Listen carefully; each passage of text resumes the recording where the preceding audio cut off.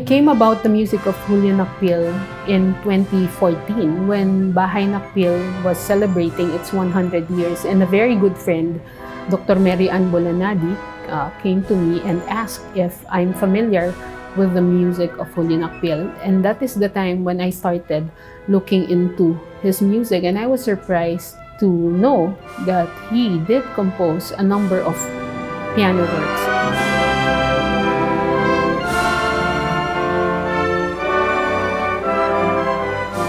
Being a pianist, I became very interested in his music, although it is of this particular period in colonial history, was very much representative of Filipino expressions of that particular period. In his compositions, he did compose kundiman, lulay, but of course, he also had some works in the international Western musical styles, such as danza habanera, and some of his compositions were actually Spanish. That's how I started looking into his music.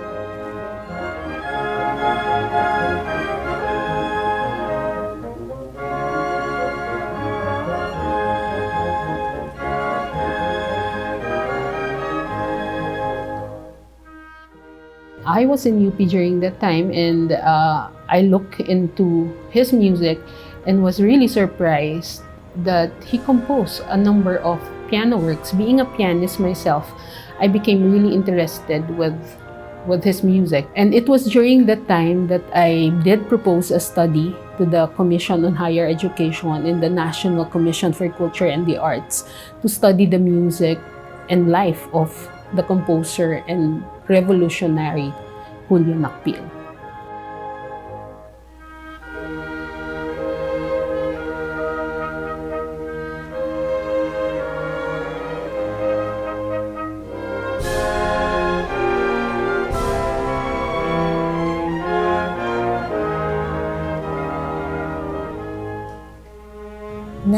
I never heard him play the piano.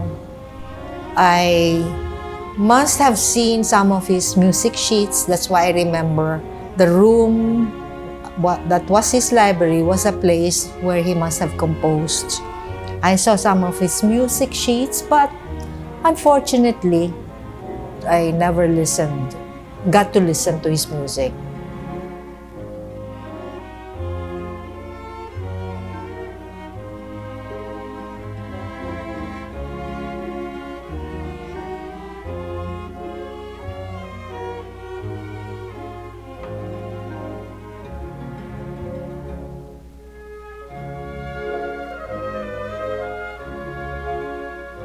Si Julio Nakpil ay natira sa Quiapo, Calle Barbosa, na tumutumbok sa Calle Hidalgo. Ngayon ay pinangalan ang Calle Barbosa sa Calle Ariston Bautista, asawa ni Petrona Nakpil na kapatid ni Julio Nakpil. Naitayo ang kanilang bahay na bato noong 1914 sa pamamahala ni Architect Arcadio Arellano. Ika-108 years na ang tinatawag nating Bahay Nakpil Bautista.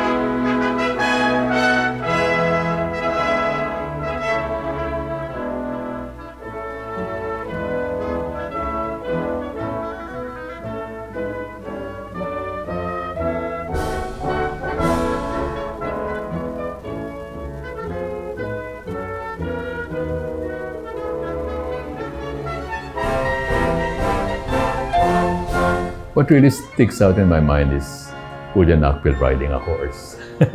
All the way to Cagayan Valley, my God. Ang layo naman. He was just there when I need him. He's very quiet. He's pretty much always on his own, doing his own thing.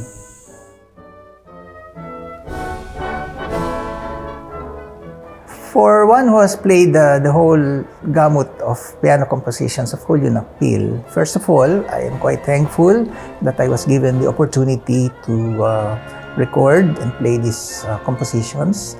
The scope of the character of his compositions are quite varied.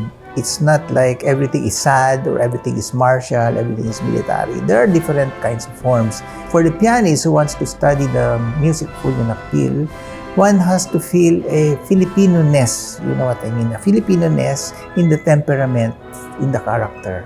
So for a foreigner, for example, a non-Filipino who may want to study the music of Julio Nakpil, he would have to learn the history of the Philippines, the history of its Spanish colonization, and how the Philippines was subjected to all these forms of abuses and the call for freedom. Because to be able to play the music of somebody like Julio Nakpil, he was quite nationalistic. It is necessary for one to study first the history of the country and to know the background, the rationale of all these compositions is something that makes this music even more valuable.